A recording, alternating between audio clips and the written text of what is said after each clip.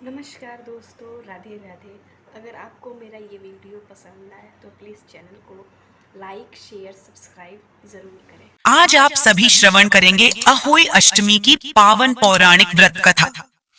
आज के दिन गणेश भगवान की कथा का श्रवण भी अवश्य किया जाता है, तभी व्रत पूर्ण माना जाता है। अहोई माता को मां पार्वती का रूप माना जाता है।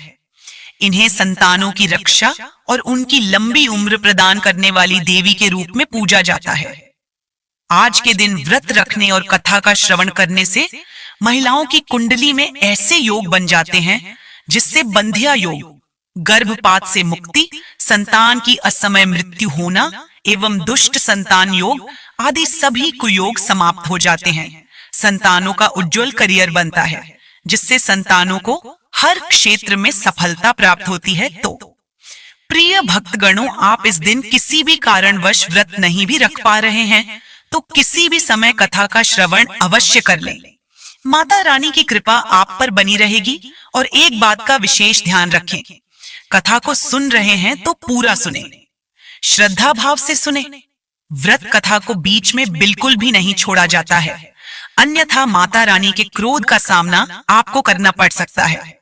लेकिन कथा को शुरू करने से पहले आपसे निवेदन करते हैं कि कथा को लाइक और शेयर करके हिंदू रिलीजियस टेल्स चैनल को सब्सक्राइब अवश्य कर दीजिए। और हाँ, पास वाले बेल आइकन का बटन दबाना बिल्कुल भी ना भूलें। तो प्रेम से कमेंट सेक्शन में लिखिए, अष्टमी माता की जय, हमारे बच्चों की रक्षा करो, उनको सुख समृद्धि प्रदान करो।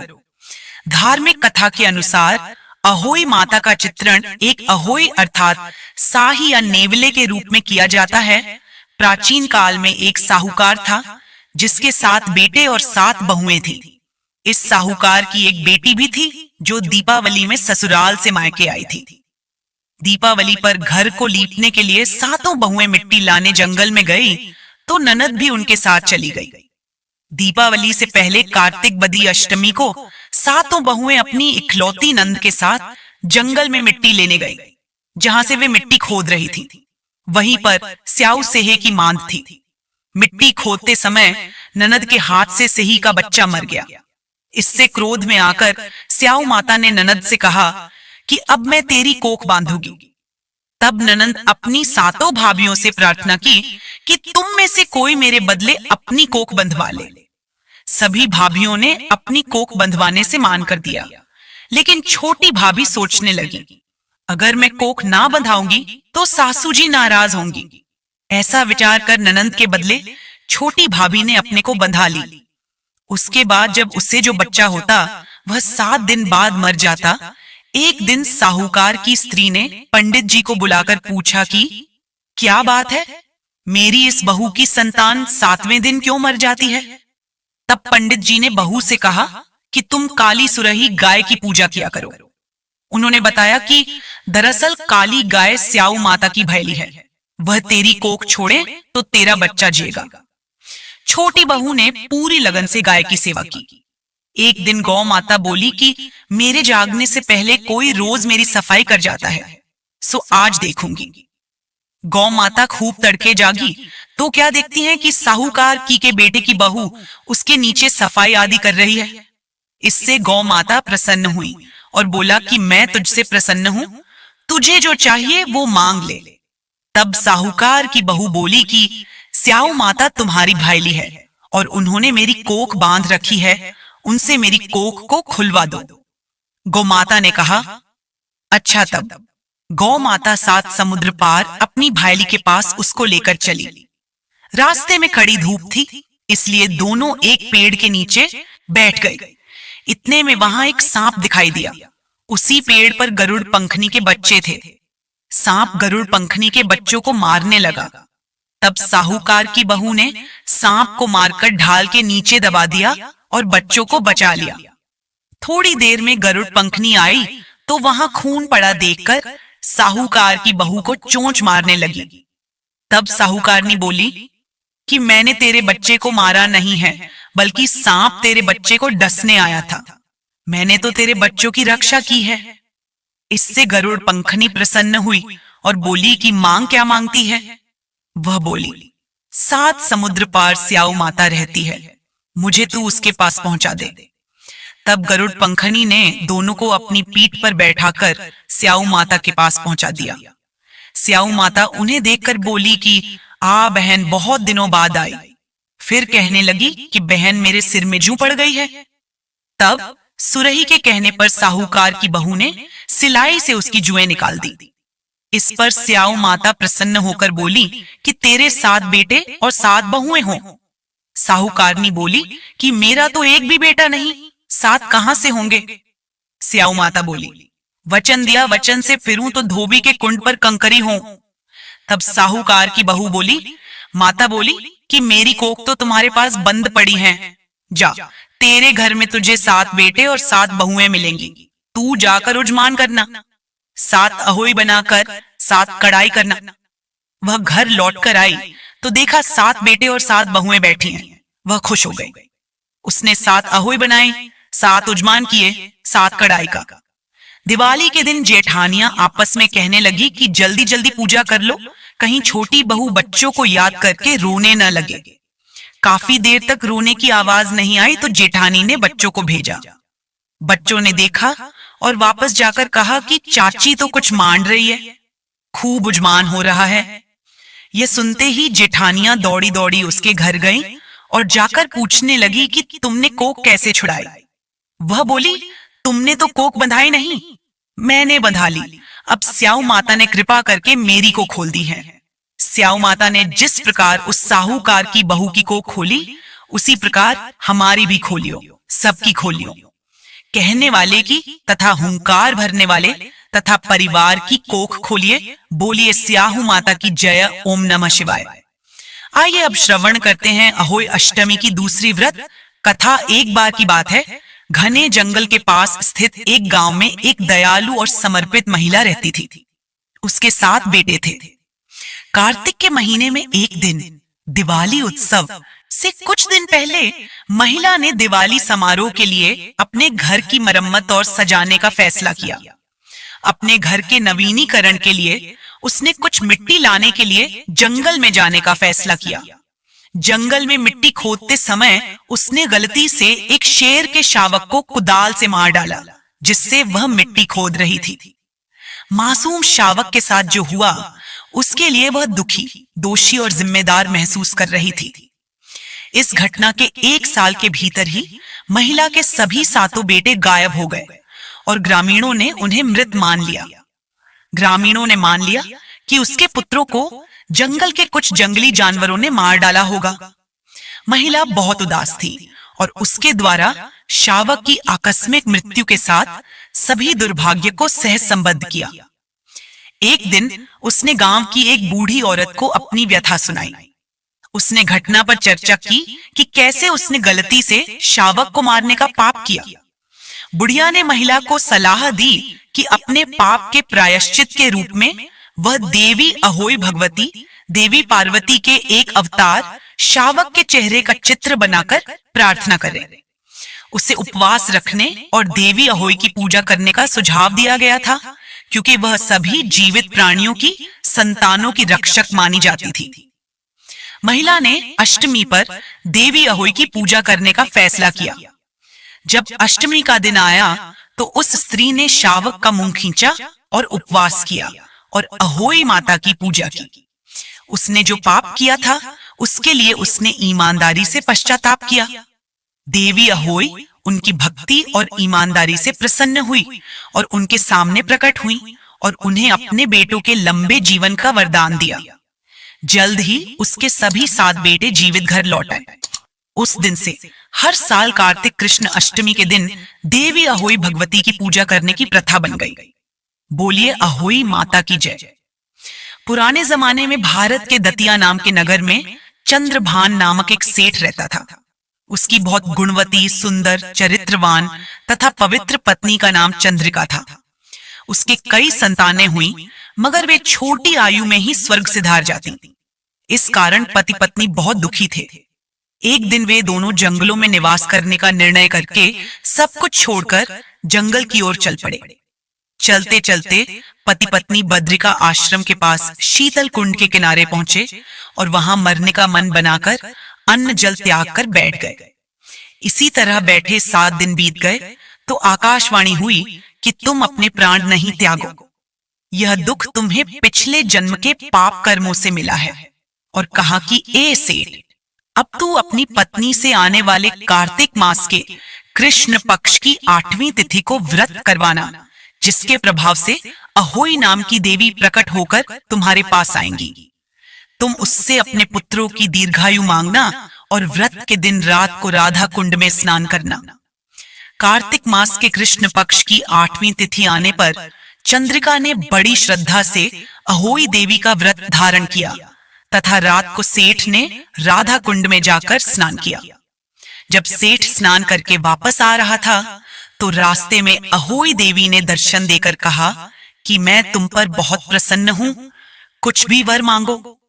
सेठ अहोई देवी के दर्शन करके अति प्रसन्न हुआ और कहा कि मां, मेरे बच्चे छोटी आयु में ही स्वर्ग सिधार जाते हैं, इसलिए उनकी दीर्घायु के लिए वर दीजिए। अहोई देवी ने कहा कि ऐसा ही होगा। यह वर देकर अहोई देवी अंतर्ध्यान हो गई। कुछ दिन के बाद सेठ के घर पुत्र पैदा हुआ और बड़ा होकर विद्वान, शक्तिशाली तथा प्रतापी हुआ। इस महिमा के कारण ही अहोई माता के व्रत का प्रभाव बना। उस दिन कार्तिक कृष्ण पक्ष की 8वीं तिथि थी, इसलिए सभी माताएं इस दिन अपनी संतान की दीर्घायु के लिए व्रत करती हैं तथा विधि अनुसार पूजा आराधना करती हैं तथा अपने बच्चों की दीर्घायु की कामना करती हैं। आइए अब श्रवण करते हैं गणेश जी की कथा। एक बुढ़िया थी, उसका एक बेटा और बहू थी। वे बहुत गरीब थे। बुढ़िया माए हर रोज गणेश जी की पूजा करती थी। गणेश जी हर रोज बुढ़िया से कहते, बुढ़िया माए कुछ मांग ले। बुढ़िया कहती, मैं क्या मांगू? तो गणेश जी बोले, अपने बेटे से पूछ ले। तो बेटा बोला, माँ धन मांग ले। बहू से पूछने लगी तो बहू बोली, सासू जी पोता मांग लेना। बुढ़िया ने सोचा कि दोनों अपने मतलब की मांग रहे हैं, सो पड़ोसन से जाकर पूछें। वह पड़ोसन से जाकर बोली कि गणेश जी मेरे को बोले कुछ मांग ले। तो पड़ोसन बोली, पगली क्यों तो धन मांगे, क्यों पोता मांगे? थोड़े दिन की जिंदगी है, अपनी सुंदर काया मांग ले। घर आकर बुढ़िया सोचने लगी कि बेटा बहू भी राजी हों, उनकी भी माननी चाहिए। दूसरे दिन गणेश जी आए और बोले, बुढ़िया माए कुछ मांग। बुढ़िया ने कहा, मुझे सुंदर काया दे, सोने के कटोरे में पोते को दूध पीता देखूं, अमर सुहाग दे, निरोगी काया दे, भाई दे, भतीजे दे, सारा परिवार दे, सुख दे, मोक्ष दे। गणेश जी ने कहा, बुढ़िया माए तूने तो मुझे ठग लिया, सब कुछ मांग लिया, अब जैसा बोला है वैसा ही हो जाएगा। और गणेश जी अंतर्ध्यान हो गए। अब बुढ़िया माई के यहाँ सब कुछ वैसा ही हो गया। हे गणेश जी महाराज, जैसा बुढ़िया माई को दिया वैसा सब किसी को देना। अहोई। अष्टमी गणेश जी की दूसरी कथा।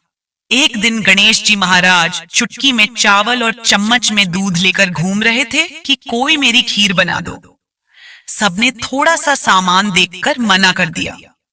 तो एक बुढ़िया बोली, ला बेटा मैं तेरी खीर बना दूं। और वह कटोरी ले आई। तो गणेश जी बोले कि बुढ़िया माए कटोरी क्यों लाई, टोप लेकर आ। अब बुढ़िया माए टोप लेकर आई और वह दूध से भर गया। गणेश जी महाराज बोले कि मैं बाहर जाकर आता हूं, जब तक तू खीर बनाकर रखना। खीर बनकर तैयार हो गई। अब बुढ़िया माई की बहू के मुंह में पानी आ गया। वह दरवाजे के पीछे बैठकर खीर खाने लगी तो खीर का एक छींटा जमीन पर गिर गया, जिससे गणेश जी का भोग लग गया। थोड़ी देर के बाद बुढ़िया गणेश जी को बुलाने गई तो गणेश जी बोले, बुढ़िया माई मेरा तो भोग लग गया। जब तेरी बहू ने दरवाजे के पीछे बैठकर खीर खाई तो एक छींटा जमीन पर पड़ गया था, सो मेरा तो भोग लग गया। तो बुढ़िया बोली, बेटा अब इसका क्या करूं? गणेश जी बोले, सारी खीर अच्छे से खा पी कर सबको बांट देना और बचे तो थाली में डालकर छींके पर रख देना। शाम को गणेश महाराज आए और बुढ़िया को बोले कि बुढ़िया मेरी खीर दो। बुढ़िया खीर लेने गई तो उस थाली में हीरे मोती हो गए। गणेश जी महाराज ने जैसी धन दौलत बुढ़िया को दी वैसी सब किसी को दे। एक दिन महाराज युधिष्ठिर ने भगवान से कहा, हे प्रभु, कोई ऐसा उत्तम व्रत बतलाइए जिसके प्रभाव से मनुष्यों के अनेकों सांसारिक क्लेश दुख दूर होकर वे पुत्र एवं पौत्रवान हो जाएं। यह सुनकर भगवान बोले, हे राजन, तुमने बड़ा ही उत्तम प्रश्न किया है। जानिए, मैं तुमको एक पौराणिक इतिहास सुनाता हूं, ध्यान पूर्वक सुनो। एक समय लोमय ऋषि ब्रजराज की मथुरापुरी में वसुदेव देवकी के घर गए। ऋषिराज को आया हुआ देख करके दोनों अत्यंत प्रसन्न हुए तथा उनको उत्तम आसन पर बैठाकर उनका अनेक प्रकार से वंदन और सत्कार किया। फिर मुनि के चरणोदक से अपने घर तथा शरीर को पवित्र किया। वह प्रसन्न होकर उनको कथा सुनाने लगे। कथा के कहते लोमश ने कहा कि हे देवकी, दुष्ट दुराचारी पापी कंस ने तुम्हारे कई पुत्र मार डाले हैं, जिसके कारण तुम्हारा मन अत्यंत दुखी है। इसी प्रकार राजा नहुष की पत्नी चंद्रमुखी भी दुखी रहा करती थी, किंतु उसने संतान सप्तमी का व्रत विधि विधान सहित किया, जिसके प्रताप से उनको संतान का सुख प्राप्त हुआ। यह सुनकर देवकी ने हाथ जोड़कर मुनि से कहा, हे ऋषिराज, कृपा करके रानी चंद्रमुखी का संपूर्ण वृत्तांत तथा इस व्रत को विस्तार सहित मुझे बतलाइए, जिससे मैं भी इस दुख से छुटकारा पाऊं। लोमय ऋषि ने कहा, हे देवकी, अयोध्या के राजा नहुष थे। उनकी पत्नी चंद्रमुखी अत्यंत सुंदर थी। उनके नगर में विष्णुगुप्त नाम का एक ब्राह्मण रहता था। उसकी स्त्री का नाम भद्रमुखी था। वह भी अत्यंत रूपवती सुंदरी थी। रानी और ब्राह्मणी में अत्यंत प्रेम था। एक दिन वे दोनों सरयू नदी में स्नान करने के लिए गए। वहां उन्होंने देखा कि अन्य बहुत सी स्त्रियां सरयू नदी में स्नान करके निर्मल वस्त्र पहनकर एक मंडप में शंकर एवं पार्वती की मूर्ति स्थापित करके पूजा कर रही थीं। रानी और ब्राह्मणी ने यह देखकर उन स्त्रियों से पूछा कि बहनों, तुम यह किस देवता का और किस कारण से पूजन व्रत आदि कर रही हो? यह सुन स्त्रियों ने कहा कि हम संतान सप्तमी का व्रत कर रही हैं और हमने शिव पार्वती का पूजन चंदन अक्षत आदि से षोडशोपचार विधि से किया है। यह सब इसी पुनीत व्रत का विधान है। यह सुनकर रानी और ब्राह्मणी ने भी इस व्रत के करने का मन ही मन संकल्प किया और घर वापस लौट आई। ब्राह्मणी भद्र तो इस व्रत को नियम पूर्वक करती रही, किंतु रानी चंद्रमुखी राजमद के कारण कभी इस व्रत को करती, कभी न करती, कभी भूल हो जाती। कुछ समय बाद दोनों मर गई। दूसरे जन्म में रानी बंदरिया और ब्राह्मणी ने मुर्गी की योनि पाई। ब्राह्मणी मुर्गी की योनि में भी कुछ नहीं भूली और भगवान शंकर तथा पार्वती जी का ध्यान करती रही। उधर रानी बंदरियाओं की योनि में भी सब कुछ भूल गई। थोड़े समय के बाद दोनों ने यह देह त्याग दी। अब इनका तीसरा जन्म मनुष्य योनि में हुआ। उस ब्राह्मणी ने एक ब्राह्मणी के यहाँ कन्या के रूप में जन्म लिया। उस ब्राह्मण कन्या का नाम भूषण देवयू रखा गया तथा विवाह गोकुल निवासी अग्निवीर ब्राह्मण से कर दिया। भूषण देवी देवता इतनी सुंदर थीं कि वह आभूषण रहित होते हुए भी अत्यंत सुंदर लगती थी। कामदेव की पत्नी रति भी उसके सम्मुख लजाती थी। भूषण देवी की अत्यंत सुंदर सर्वगुण संपन्न चंद्रमा के समान धर्मवीर कर्मनिष्ठ सुशील स्वभाव वाले 8 पुत्र उत्पन्न हुए। ये सब शिवजी के व्रत का पुनीत फल था। दूसरी ओर शिव विमुख रानी के गर्भ से कोई भी पुत्र नहीं हुआ। वह निसंतान दुखी रहने लगी। रानी और ब्राह्मणी में जो प्रीति पहले जन्म में थी, वह अब भी बनी रही। रानी जब वृद्ध अवस्था को प्राप्त होने लगी, तब उसके गूंगा बहरा तथा बुद्धिहीन अल्प आयु वाला पुत्र हुआ। वह 9 वर्ष की आयु में इस क्षण भंगुर संसार को छोड़कर चला गया। अब तो रानी पुत्र शोक में अत्यंत दुखी हो व्याकुल रहने लगी। दैव योग से भूषण देवी ब्राह्मणी रानी के यहाँ अपने पुत्रों को लेकर पहुंची। रानी का हाल सुनकर उसे भी बहुत दुख हुआ, किंतु इसमें किसी का क्या वश कर्म और प्रारब्ध के लेखे को स्वयं ब्रह्मा भी मिटा नहीं सकते। रानी कर्मच्युत भी थी, इसी कारण उसे दुख भोगना पड़ा। इधर रानी पंडितानी के इस वैभव और 8 पुत्रों को देखकर उससे मन में ईर्ष्या करने लगी तथा उसके मन में पाप उत्पन्न हुआ। उस ब्राह्मणी ने रानी का संताप दूर करके निमित्त अपने 8 पुत्र रानी के पास छोड़ दिए। रानी ने पाप के वशीभूत होकर उन ब्राह्मणी पुत्रों की हत्या करने के विचार से लड्डू में विष जहर मिलाकर उनको खिला दिया, परंतु भगवान शंकर की कृपा से एक भी बालक की मृत्यु न हुई। यह देखकर तो रानी अत्यंत ही आश्चर्यचकित हो गई और इस रहस्य का पता लगाने की मन में ठान ली। भगवान की पूजा से निवृत्त होकर जब भूषण देवी आई तो रानी ने उससे कहा कि मैंने तेरे पुत्रों को मारने के लिए इनको जहर मिलाकर लड्डू खिला दिया, किंतु इनमें से एक भी नहीं मरा। तूने कौन सा दान पुण्य व्रत किया है जिसके कारण तेरे ये पुत्र नहीं मरे और तू नित्य नए सुख भोग रही है? तेरा बड़ा सौभाग्य है। इनका भेद तू मुझसे निष्कपट होकर समझा, मैं तेरी बड़ी ऋणी रहूंगी। रानी के ऐसे दीन वचन सुनकर भूषण ब्राह्मणी कहने लगी, सुनो, तुमको 3 जन्म का हाल कहती हूं, सो ध्यानपूर्वक सुनना। पहले जन्म में तुम राजा नहुष की पत्नी थी और तुम्हारा नाम चंद्रमुखी था, मेरा भद्रमुखी था और ब्राह्मणी थी। हम तुम अयोध्या में रहते थे और मेरी तुम्हारी बड़ी प्रीति थी। एक दिन हम तुम दोनों सरयू नदी में स्नान करने गए और दूसरी स्त्रियों को संतान सप्तमी का उपवास, शिव जी का पूजन अर्चन करते देखकर हमने इस उत्तम व्रत को करने की प्रतिज्ञा की थी, किंतु तुम सब भूल गई और झूठ बोलने का दोष तुमको लगा, जिसे तू आज भी भोग रही है। मैंने इस व्रत को आचार विचार सहित नियम पूर्वक सदैव किया और आज भी करती हूँ। दूसरे जन्म में तुमने बंदरिया का जन्म लिया तथा मुझे मुर्गी की योनि मिली। भगवान शंकर की कृपा से इस व्रत के प्रभाव तथा भगवान को इस जन्म में भी न भूली और निरंतर उस व्रत को नियमानुसार करती रही। तुम अपने बंदरिया के जन्म में भी भूल गई। मैं तो समझती हूँ कि तुम्हारे ऊपर यह तो भारी संकट है, उसका एकमात्र यही कारण है और दूसरा कोई इसका कारण नहीं हो सकता है। इसलिए मैं तो कहती हूँ कि आप अब भी संतान सप्तमी के व्रत को विधि सहित करिए, जिससे तुम्हारा यह संकट दूर हो जाए। लोमश ऋषि ने कहा, देवकी भूषण ब्राह्मणी के मुख से अपने पूर्व जन्म की कथा तथा संकल्प इत्यादि सुनकर रानी को पुरानी बातें याद आ गईं और पश्चाताप करने लगी तथा भूषण ब्राह्मणी के चरणों में पड़कर क्षमा याचना करने लगी और भगवान शंकर पार्वती जी की अपार महिमा के गीत गाने लगी। उस दिन से रानी ने नियमानुसार संतान सप्तमी का व्रत किया, जिसके प्रभाव से रानी को संतान सुख भी मिला तथा संपूर्ण सुख भोग कर रानी शिवलोक को गई। भगवान शंकर के व्रत का ऐसा प्रभाव है कि पथ भ्रष्ट मनुष्य भी अपने पथ पर अग्रसर हो जाता है और अनंत ऐश्वर्य भोग कर मोक्ष पाता है। लोमश ऋषि ने फिर कहा कि देवकी, इसलिए मैं तुमसे भी कहता हूं कि तुम भी इस व्रत को करने का संकल्प अपने मन में करो, तो तुमको भी संतान सुख मिलेगा।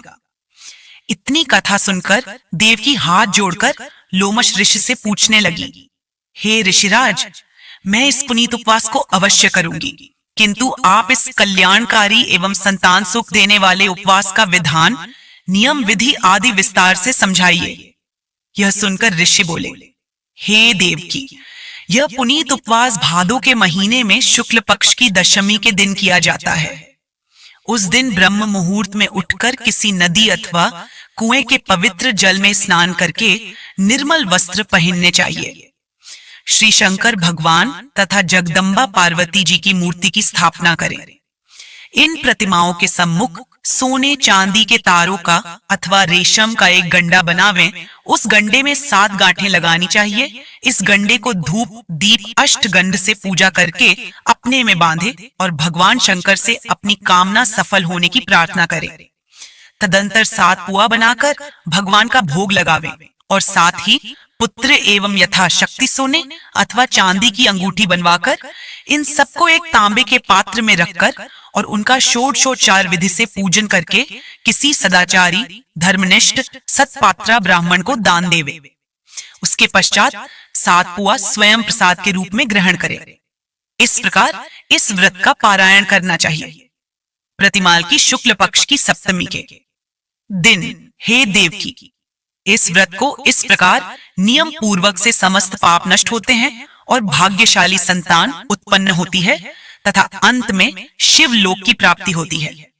हे देवकी, मैंने तुमको संतान सप्तमी का व्रत संपूर्ण विधान विस्तार सहित वर्णन किया है। उसको अब तुम नियम पूर्वक करो, जिससे तुमको उत्तम संतान पैदा होगी। इतनी कथा कहकर भगवान आनंद कंद श्री कृष्ण ने धर्मावतार युधिष्ठिर से कहा कि श्री लोमश ऋषि इस प्रकार हमारी माता को शिक्षा देकर चले गए। ऋषि के कथनानुसार हमारी माता देवकी ने इस व्रत को नियमानुसार किया, जिसके प्रभाव से हम उत्पन्न हुए। यह व्रत विशेष रूप से स्त्रियों के लिए कल्याणकारी है, परंतु पुरुषों को भी समान रूप से कल्याणदायक है। संतान सुख देने वाला, पापों का नाश करने वाला यह उत्तम व्रत है, जिसे स्वयं भी करे और दूसरों से भी करावे। नियम पूर्वक जो कोई इस व्रत को करता है और भगवान शंकर एवं पार्वती की सच्चे मन से आराधना करता है, निश्चय ही अमर पद करके अंत में शिवलोक को जाता है। बोलिए पार्वती माता की जय। ओम नमः शिवाय। जय श्री राम।